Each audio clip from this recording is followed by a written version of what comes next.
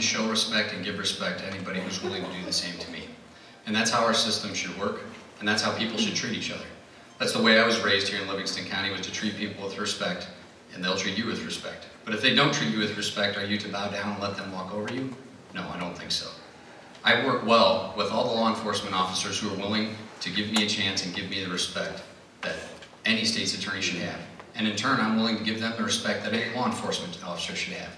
They go out on every day and put themselves in harm's way. They put their lives on the line to protect us, and I respect that. I greatly respect that. So when it comes to all of us working together, though, it's got to be a two-way street. We want to prosecute cases successfully. We want to make sure that the citizens of this county are served. We want to make sure that victims are being taken care of and that criminals are being held accountable. We can all work together if everybody wants to come to the table. You know, to listen to my opponent and to some others, you would think that every single law enforcement out there officer is against me. And in fact, in his materials, he was saying that he's universally supported by law enforcement. Well, universal means without exception. Tonight he changed that. He says now that he's supported by maybe a majority of them. The fact of the matter is, I'm willing to hold everyone accountable. Whether they're wearing a badge or not, everybody has to walk the same lines in this country. Everybody has to be treated the same. Everybody has to be held accountable. Some people don't like that. Some people respect it. Those that respect it and understand it, we get along great. Those that don't, those that want favors, those that want people to look the other way, those that maybe want to fudge the line or gray things here or there, they don't like me. And I'm okay with that. Because the state's attorney is supposed to do what's right and supposed to treat everybody equally. And that's what I'm going to continue to do.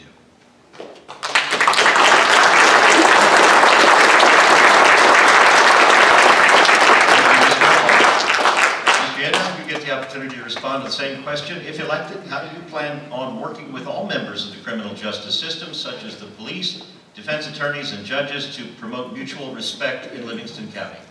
The way I always have. You know, my opponent talks about wanting respect. Again, go out and talk to the law enforcement in this community. Talk to any one of them. If you want to argue semantics, that's fine. I'm going to tell you, overwhelming support of law enforcement supports me. There's a reason for that. Because I've been with them, I work with them, I work well with them, defense attorneys, other attorneys in this county.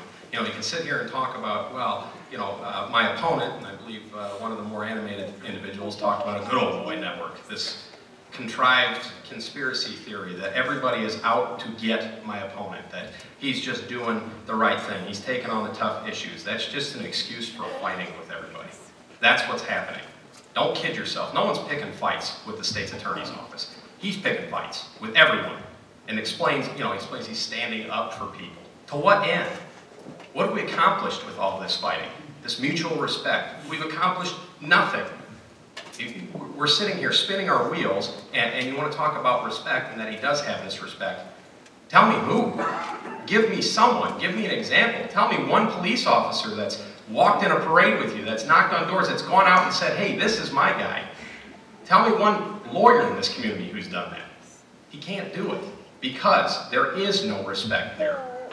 You want to explain all the way, you explain all this fighting, you want to explain it all away by saying that you're taking on the tough issues. And again, I ask, to what end? What have we accomplished in this county? Nothing at this point. The wheels of justice are not turning, and when they're not turning, we as citizens suffer. So this respect for law enforcement, respect for attorneys, respect for the judiciary. I've never been held in contempt of court. My opponent has. I can't name you another state's attorney who's been held in contempt of court for refusing to follow court orders. My opponent has. That's it. This respect, it does. It absolutely has to be a two-way street. And it's a two-way street, and it's a respect that I've earned because of the trust and the experience that I've had with all of the criminal justice system.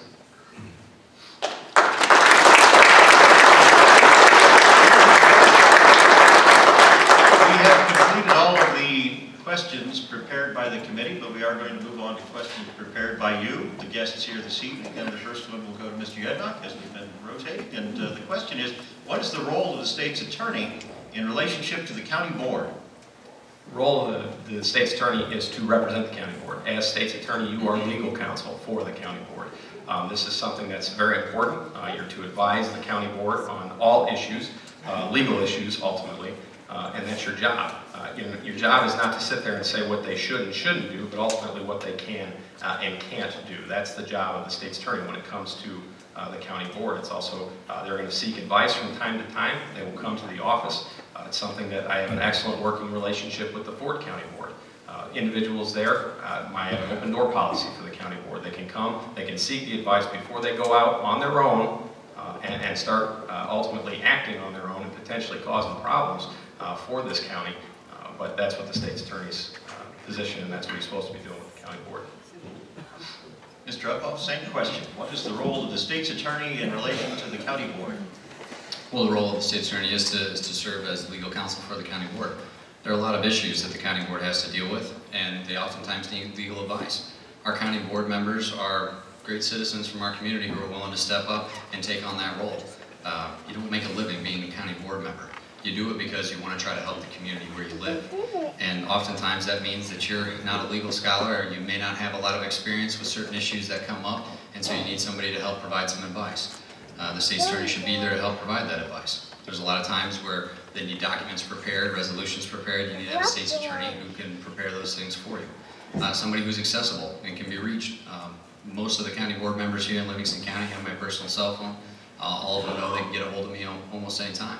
And they have. I've answered questions at 9 and 10 o'clock at night. I've had people into the office first thing in the morning. I've had people emailing me at all hours. That's the service that the state's attorney has to provide to the county board. And I've been providing, I believe, a great personal service to our county board members. I'm going to continue doing that going forward because we've got a lot of difficult issues that our county board has to face. I've been trying to be a steady voice, a logical voice for the county board. I try to give them advice without personal opinion. I try to make sure that they know what they can do and what they can't do. But then it's up to them. They're the legislators, they've got to make that call. But I'm there to help them if they need help. Thank you, Mr. Uphoff. You'll take the next question submitted by one of the guests here this evening. In many ways, the state's attorney is a manager of the office. So could you please tell us about your experience with managing a staff, hiring a staff, and managing a budget? Well, there's a lot of stuff to cover there, but my management experience started over in Peoria County. While I was there, I was fortunate enough to be part of what I would say sort of the leadership team, the heads of the divisions and the state's attorney. Worked closely with them, and for at least 2 years, maybe longer, I was the prosecutor who was assigned to training new hires, to mentoring them, teaching them the ropes, so to speak, as to how to be a state's attorney and how to operate within the court system over there. I also worked very closely with the state's attorney over there and got involved with making larger decisions for the office in terms of how it would operate and how things would work on an operational and procedural manner. Since coming to the state's attorney's office here, I've been able to manage the office of at least 10. I know Ford County is a smaller county, but I've got experience handling an office that's more than myself and a secretary. We've got multiple attorneys who work in the state's attorney's office that I manage on a daily basis. We've got staff. We've got a victim witness coordinator. All of those people have different needs and wants that have to be addressed. Coming to work is coming to work. We've got a serious job to do at the state's attorney's office, so it's not all fun and games. There are times when people have said, well, he's not friendly enough and this and that. When I go to work, it's because there's serious things that need to be done. And I think I've got a great staff who's been working hard, and we're working hard for all of you. And we'll continue to do that, and we'll continue to do it in a fiscally responsible way. I've demonstrated that already in my time in office, that I'm not going to just spend money to spend it. I'm going to continue working hard to manage the office, to make sure we're getting the job done, to make sure we're staying under budget, to make sure that we're continuing to serve the county board and all the rest of the citizens of Livingston County. Thank you. Mr. Yednock, same question. In many ways, the state's attorney is a manager of the office, so please tell us about your experience with managing a staff, hiring a staff, and managing a budget. Sure. When I was, again, up in DeKalb County, one of the things that I was able to do was work my way up to be the head of the domestic violence division. And in that division, I had a direct supervisory role over a number of assistant state's attorneys and helped deal with day-to-day issues in regard to their cases. Gave them some tips, pointers, things like that. And that's what I was doing in the DeKalb County State's Attorney's Office. Again, when I came to the Livingston County State's Attorney's Office as the first Assistant State's Attorney, I handled the day-to-day operations of the office. I was the one that would deal with the Assistant State's Attorneys. I would train them, not my opponent. It was me. They would come to me for advice on cases because I was there day in and day out trying cases day in and day out. And I also helped with the staff that works in the Livingston County State's Attorney's Office. As the first assistant, I was the one, again, in charge of the day-to-day operations of it. As far as budgets go, I've already talked about that, I've hit on that. In Ford County, I've been able to not only cut my budget by 12% in this last year, but also, again, not spend the money that we don't have. And so that would be my experience as a manager and with the budget. Mr. Yednock, you get the first opportunity to answer this question also from the audience. Can you share your thoughts on the importance of the state's attorney's office remaining a nonpartisan entity of the law and justice system? Sure. The state's attorney's office serves a vital role in the criminal justice system. And we can sit here and we can talk about, again, this mythical good old boys network. I'm not sitting here suggesting that everybody has to agree 100% all the time. There's going to be disagreements, but you need to have good working relationships with the judges, with the law enforcement, with the attorneys, with probation, with the circuit clerk's office, and doing your job as state's attorney, but also doing it while maintaining these good working relationships is vital to the criminal justice system. So does there need to be a neutral state's attorney? Absolutely. I'm not saying you got to bend over backwards. No one's suggesting that. But you don't have to do it in the manner that it's currently being done. You don't have to pick fights day in and day out, lose those fights, appeal those fights, lose the appeals. We've lost thousands of dollars of taxpayer money because of all this bickering, and it's not doing us any good. So no, you don't have to agree all the time, but you do have to get along. You do have to work. You can disagree without being disagreeable. It is possible. You can have disagreements with people without it turning into World War III. And so that's what needs to be done. Thank you. And Mr. Uphoff, same question. Can you share your thoughts on the importance of the state's attorney's office remaining a nonpartisan entity of the law and justice system? Well, it's like I said before, it's important to have a neutral and independent state's attorney. You've got to have a state's attorney who's not in the pocket of others. You want to talk about thousands of dollars, it's thousands of dollars that the local defense attorneys have been donating to my opponent. You want to talk about thousands of dollars, first of all, we haven't lost thousands of dollars on appeals because we have a contract with the appellate prosecutor's office. It's a set fee. They cover all of our appeals for the whole year, no matter what they are, and for the same cost. So there's no additional costs that are being lost when we try to challenge judicial rulings or things that we think are wrong. You got to be willing to stand up and say that you think something's wrong if you think it's wrong. And you want to talk about thousands of dollars that were lost or would have been lost. The case that he keeps talking about where I was held in contempt, first of all, that contempt was never followed through on. So I don't even know that it technically constitutes being held in contempt because it was never finished. And it was a case where the judges were trying to order us to have all the law enforcement officers for every case there in the courthouse at 8:30 in the morning when they knew darn good and well we can only do one case a day, but there were 20 cases set. And so we would have had tens and tens of officers from our small departments coming in and sitting at the courthouse and twiddling their thumbs. And do you think they're doing that for free? No, they're not. They're getting paid regular time, they're getting paid overtime. And the ones who are there, who are supposed to be out on the street, their position has to be filled by another officer, who either has to come in on his day off or is coming in and getting overtime. There was tens of thousands of dollars that were going to be wasted because they wanted to try to impose a rule that they didn't have the authority to impose. And as an independent state's attorney, I was willing to stand up. I was willing to stand up on behalf of those departments, on behalf of law enforcement officers so they didn't get drug in on their days off or have to try to make child care arrangements when they shouldn't have to be sitting in the courthouse. I stood up for the municipalities who were going to have to pay all that money. I stood up for you as taxpayers to say that's not right. That doesn't make any sense. And I'm not afraid to do that. And I'll do it again. And you know what happened? That rule suddenly disappeared after I challenged it. And they no longer tried to require all of those officers to come down there. And so tens of thousands of dollars were saved, not lost.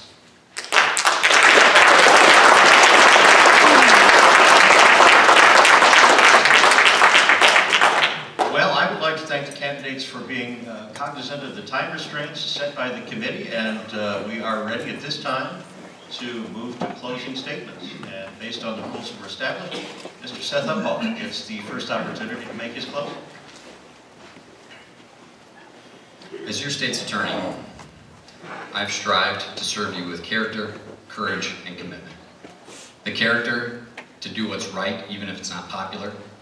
The courage to stand up to those who try to overreach their authority or try to badger others. The commitment to my home county to see things through to the end. You've got a choice to make on March 15th. On the one hand, You can choose a candidate who views Livingston County State's Attorney position as yet another rung on the ladder up to the land of the elite. Or you can choose the candidate who's from here, who's worked his whole life to attain this position, and whose goal is to serve you.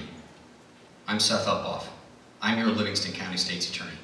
I'm here to serve you, and I'm asking for your vote.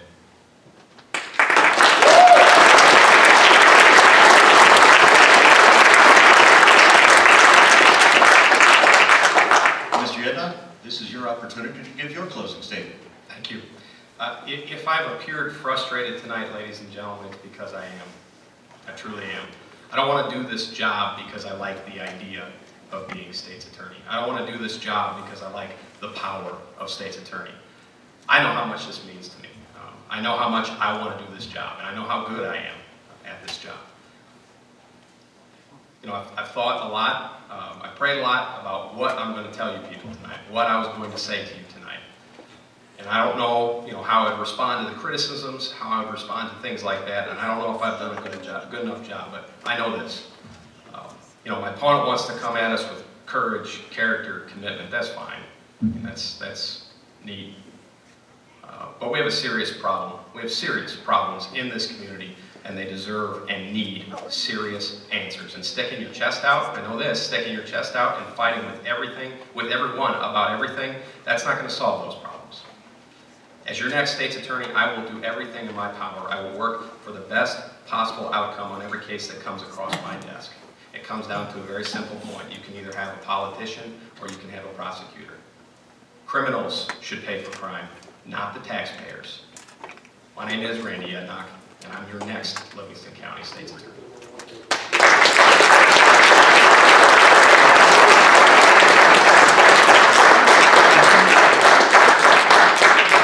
Once again, I would just like to take the opportunity to thank the candidates for participating tonight. I would certainly like to thank the members of the committee and all the organizations that participated in this forum. And I am told that the candidates are willing to make themselves available.